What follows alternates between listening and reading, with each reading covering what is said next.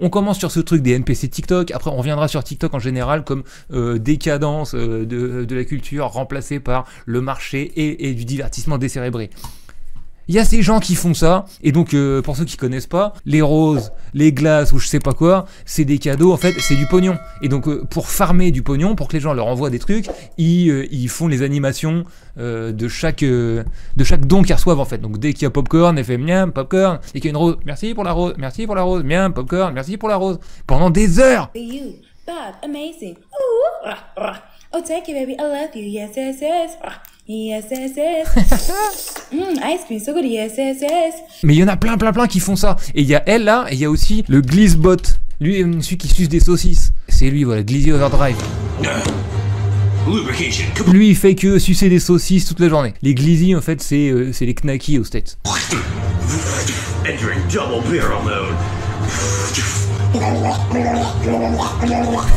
Lui, son préféré, il déglingue.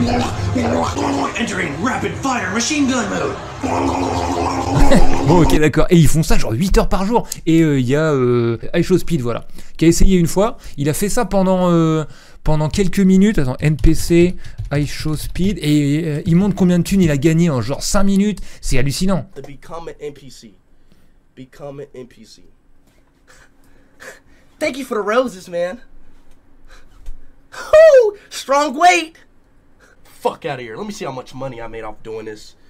Il y a encore des trucs I made 1,908. La sombre réalité derrière, c'est NPC suceur de saucisses. Let's go. Ce type de contenu que vous avez peut-être vu passer sur TikTok pourrait sur Désertion. bien cacher un côté plus sombre qu'il n'y paraît. Le contenu fétichiste sur internet, c'est souvent des vidéos postées sous un air innocent, en réalité des styles. Attendez, ça me fait penser, parce que parallèlement à ça, il y a du vrai contenu fétichiste, où genre des gars donnent des thunes à des meufs pour se faire insulter, et à la chaîne comme ça. Il y a des gens qui gagnent leur vie comme ça. Dans ce cas précis, ça correspondrait au fétichisme du contrôle, vu qu'on peut complètement commander les actions. Sur Twitter, certains ont aussi souligné le caractère douteux des emojis envoyés, comme l'aubergine ou la glace, ou encore les bruits étranges associés à certains cadeaux. D'ailleurs, les plus connues des tiktokeuses NPC, comme Pinky Doll et Cherry Crush, sont aussi présentes sur OnlyFans, où elles produisent du contenu pour adultes. En tout cas, c'est un contenu qui fonctionne, puisque Pinky Doll gagnerait jusqu'à 3000 € par live. 3000 balles par live, on peut financer la révolution avec ça, bordel de merde. Pour la révolution, il n'y a pas que le pognon qui compte, il faut des gens derrière pour porter les drapeaux et tout. Et ça, par contre, c'est un peu dur à trouver. Parce qu'ils sont tous derrière leur TikTok en train de regarder des suceurs de saucisses. Et c'est ça le problème, et c'est ça dont on va parler quand on viendra au sujet de TikTok et le cerveau des gens qui se transforme en compote. On a quelques études qui ont été sorties là-dessus. TikTok, elle est parfaite, elle est type. Comme j'ai 40 ans, je me suis dit, je vais faire un petit stream de boomer spécial. Les jeunes sont cons, les jeunes, c'était mieux de mon temps. Et donc, toutes ces études m'ont fait penser à ça. Excusez-moi, je crois que c'est un distributeur de Gatorade et moi, ce que je voulais, c'est simplement boire de l'eau. De l'eau? Oui. Comme l'eau des toilettes? Pourquoi faire? Les effets à long terme sur les jeunes cerveaux seront dramatiques.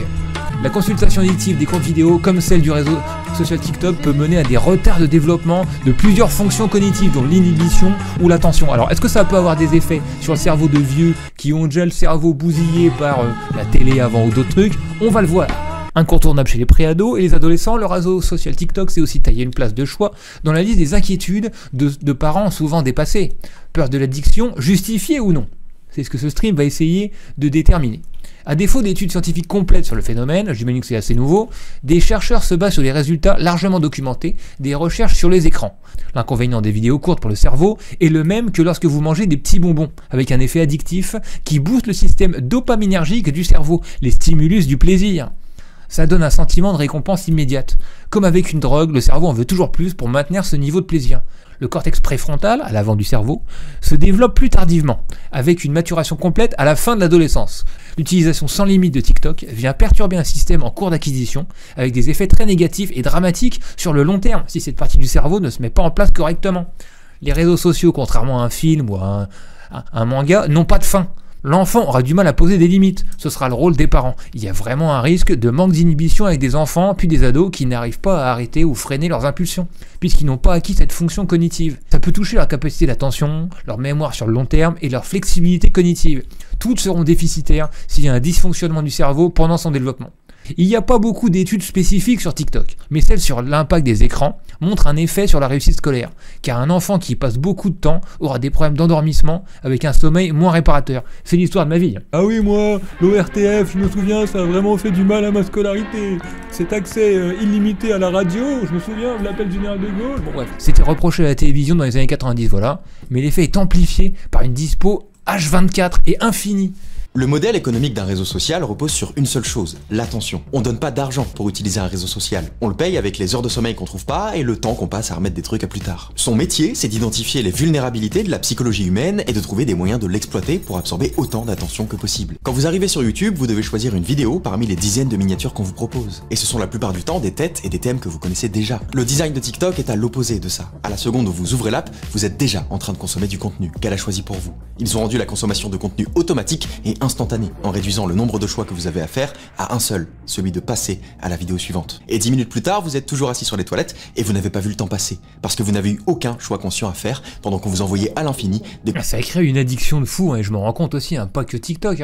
Moi en fait, je me suis protégé en n'y allant pas trop, et ce qui fait que quand je vais sur mon fil TikTok, c'est que des trucs claqués. Alors évidemment, tout ce qu'ils savent de moi, c'est un homme de 40 ans, donc ils me mettent que des boules, tu vois. Je suis pas arrivé à la phase où le truc me comprend plus ou moins, a mis des mots-clés sur ma vie et me propose des trucs qui pourraient me maintenir plus d'une minute. C'est que dans la mesure où il vous impose des contenus, il peut vous tester dans tous les sens pour comprendre qui vous êtes. Dans le cas où vous tombez sur un truc que vous adorez regarder, vous prenez un shot de dopamine. Dans celui où vous tombez sur un contenu sur lequel vous n'auriez jamais cliqué mais que vous appréciez, un shot de dopamine inattendu, encore plus fort. Et dans le cas où vous tombez sur quelque chose que vous n'aimez pas, un shot de dopamine quand même. Les gens qui sont addicts aux machines à sous des casinos ne le sont pas parce qu'ils gagnent à chaque fois. Ils le sont parce qu'en tirant le levier, ils peuvent gagner le jackpot ou rien. C'est l'espoir qui les tient. À partir de là, toute activité qui ne consiste pas à passer d'un pic de dopamine à un autre en l'espace de quelques secondes, offrant une gratification instantanée, va vous sembler durer une éternité. Vous allez perdre la motivation de chercher une récompense à long terme. En Chine, un contrôle plus strict.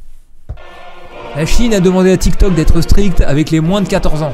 Ils ne peuvent y passer plus de 40 minutes par jour, pas après 22 heures. Et les contenus éducatifs, ils sont bien plus valorisés. J'avais déjà entendu ça. Le TikTok chinois, il est géré différemment, ils ont une plateforme différente qui est beaucoup plus contrôlée par l'État. J'ai une très bonne mémoire visuelle, mais depuis que j'ai TikTok, j'ai des trous, j'ai peur de devenir bête, dit Awa 14 ans, la flip. J'ai désinstallé l'appli car quand je voulais dormir, les chansons repassaient en boucle dans ma tête. Je pense qu'on est d'accord. TikTok ramollit le ciboulot des gens. Et pourquoi est-ce que je parle de ça dans Désertion ? Pourquoi est-ce que ça rentre dans l'agenda de la révolution mondiale de parler de TikTok ? Si on veut une classe ouvrière capable de saisir des rênes du pouvoir, il faut qu'on ait notre cerveau intact, d'accord ? Donc il faut éteindre TikTok. Ça, c'est dans la bouche. Celui-là, il va dans l'oreille. Et ça, c'est dans ton bol. Attends une seconde.